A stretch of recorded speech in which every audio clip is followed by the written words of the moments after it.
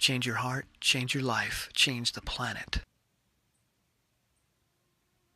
Hey everybody, it's Tim Van Orden coming to you from the summit of Wildcat Mountain on the Appalachian Trail. I am 6 miles into the Glastonbury Wilderness. Look up the Glastonbury Triangle so you can see where I am. This is kind of an area of legend and lore. A lot of people have disappeared or died in here. And I am now currently halfway through the longest run of the past several years. I got to turn around and go 6 miles back on the AT. And it's up and down, peak after peak, with lots of rocks and roots and twists and turns. So it's a rugged 12 miles, and I feel really good. My intention was not to run 12 miles today, especially 12 miles on this terrain. I just set myself in motion. I'm listening to a great book, The Mindful Therapist by Daniel Siegel, and I'm being mindful and present to the wilderness that I'm moving through and having a really incredible time. Feeling really powerful and really present and focused and having great ideas. And one of the things that I've been focused on is the video that I just posted today, which I made yesterday, about emotional eating. When I made that video, I was not in the best state of mind. I was in a state of discomfort, and I turned the camera on to capture that. Like, this is me, uncomfortable, this is how I deal with it. But yet, watching it after the fact, I don't feel that I did a great job of describing the full picture of emotional eating and all the variables and factors that apply. So when I was going over that video this morning, I thought, oh man, I kind of missed the mark. There's some good information in here. I definitely didn't say anything that's inaccurate, but there's so much more that I could have said. So I don't know if I should post that. And then I thought to myself, you know what? I filmed it. There's something good in there. It's not a terrible video. Post it. It doesn't need to be perfect. There's something in there of value. But I have these standards created by my own personal insecurity that tell me that if it's not perfect, if I don't knock it out of the park, if it's not the best information ever on emotional eating, you can't post it. It's not up to your standards. And I caught myself today in the editing process of having those standards. And it's like, you know what? It doesn't have to be perfect. Just put it up. It's not horrible. It's not harmful. People are going to get something out of it. Put it up. It's good enough, Tim. It's good enough. Be okay with that. All right? And even on this run today, I was running up the first section out of Route 9, which is really steep rock stairs going up. You climb about 600 feet in 4/10 of a mile, and I was powering up the mountain. I felt so strong. It was like a stair climb race. And then when I got to the top of the steep part, where it becomes a little bit more gradual, I heard some squirrels playing in the canopy. So I stopped just to be present to that, just to listen. They were chattering and jumping from branch to branch, and it was really neat just to soak that in, to not have any thoughts, to not worry about what I just did. But there was a voice in my head that said, dude, you just blew it. You hammered up those rocks. Why don't you keep going? Why are you stopping? You're missing the adaptation here. You're not getting the full benefit of this workout. And I heard that, and I was like, ooh, okay, listen, observe that thought. That's a thought rising. It's not the truth. That's not you. It's just a thought rising. Let's listen to that thought. Let's tune into it for a little bit, and then let's see if it's applicable. Let's see what we can do with it. And I thought to myself, this is not really a workout. Yeah, I'm running, and yeah, I just hammered up those stairs and it felt good. My heart was pounding through my chest. But so what? This is an adventure.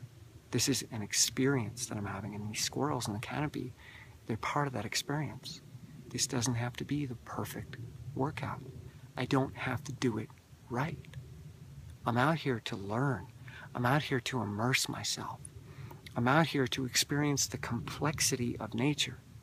People think they go into an environment like this to experience simplicity. In a sense, that's true, because we're getting away from all of our attachments to the complexity of the modern world, but we're moving into an infinitely complex environment. So many unknowns here. And my brain is picking up all that data and then filtering it out, saying, okay, this is what's important in this moment. Move your foot like this, move your torso like this, tilt like that, move your knee, move your hips, move your ankle. Move those joints, respond, adapt. Become part of the environment. Don't separate yourself from the environment like, ooh, I'm observing the environment.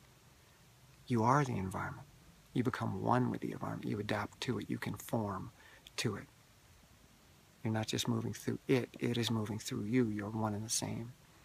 And that's the experience that I have out here. It's not a workout. And I don't have to do it right. And I don't have to worry about doing it wrong. Just like those videos. That was a moment in my life. That was an experience in my life. And I can't look back later and say, ooh, that moment was not valid. Those thoughts were not valid. That's wrong. That's bad. It's like, no, that's the experience I had there. And I'm going to share that experience. It's a legitimate experience. Whether I said it perfectly or not. I said it, and therefore it is perfect. Can't go back and change the past. Be gentle with your past. And be gentle with your present. And part of what that means to me, being gentle with my present, is not being the sole arbiter of my identity and experience. Allowing myself to be created by forces and perceptions that are outside of my own. That's another part of what gentleness means to me. Just like my watch, which has been beeping here. When I start it, it has to find satellites. Now, it can't just find one satellite. That's not enough. It can't give you an accurate location with just one satellite. It's got to wait until it finds others so it can get data from many different perspectives. And then that information is compiled, and then it can more accurately, but not perfectly, but more accurately say, this is where you are right now.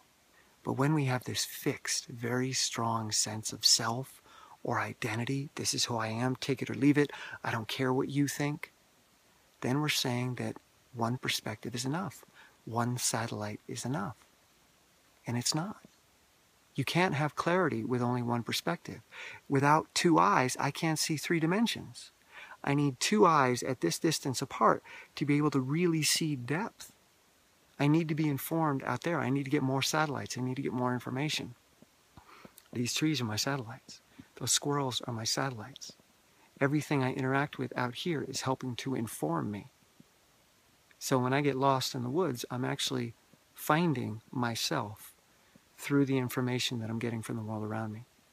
What is the perspective of this forest right now? Not in a human level context, but on a subcortical context. What is the perspective of this forest and all the creatures that live in it? I am one sensory organ moving through this. And I practice mindfulness as I move through this.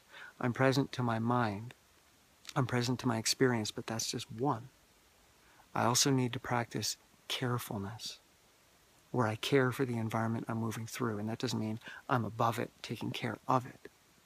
But I care about the input. I care about the data that it's sending me. Same with those videos. The video doesn't need to be perfect, but I care about the input and the feelings that are going to be coming back from the people that watch it, from the audience. I don't just post a video and say, I don't care what you think of me. I don't care what anybody thinks of me. I do what I want. One perspective, one identity, one ego, lost. You might think you know where you are, and you might think you have a clear picture of things, but you don't. Because you need more perspectives to get a more accurate location of self, of belief. And I think that's what communication is all about, carefulness. Because your perspective plus my perspective plus the perspectives of many, many, many, many other people gives us a much greater understanding of what it means to be human.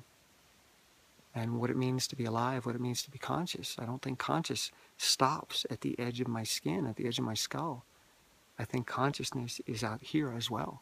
It's informing me if I let it. If I stand patiently long enough to wait for all those satellites to get picked up on my watch and on my watchful run through the woods. I guess the moral of the story is that you don't need to be perfect. Because when you try to be perfect, you're saying that one perspective is enough and it needs to be the perfect perspective. But it's a perspective that's not being informed by anything around it because you're not letting any data in. You're closed off to input. I need to be enough before I can go out there and interact with the world, before I can meet someone, before I can be a contribution. I need to be perfect. I need to be better than I am now. but we get better, we grow by allowing input in. Data comes in, we process that data, and we get a better understanding of our location. You don't need to be perfect. Perfection is about opening up and seeing that as a group, as a collective unit, we are more perfect than we ever could be as an individual. So open yourself up to the greater experience. Allow yourself to absorb, to be permeable, and to respond and become one with your environment.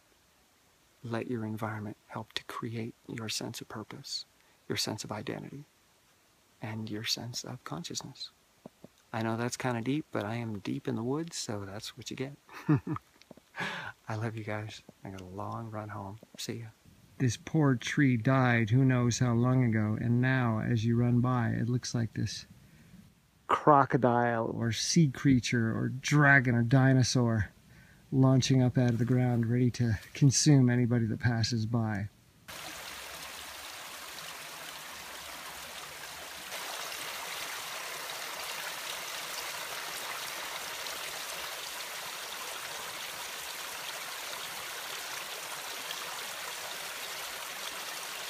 They tell you that emotional eating is not real, it's not legitimate, it doesn't exist, it's all in your head, or maybe it's in your heart.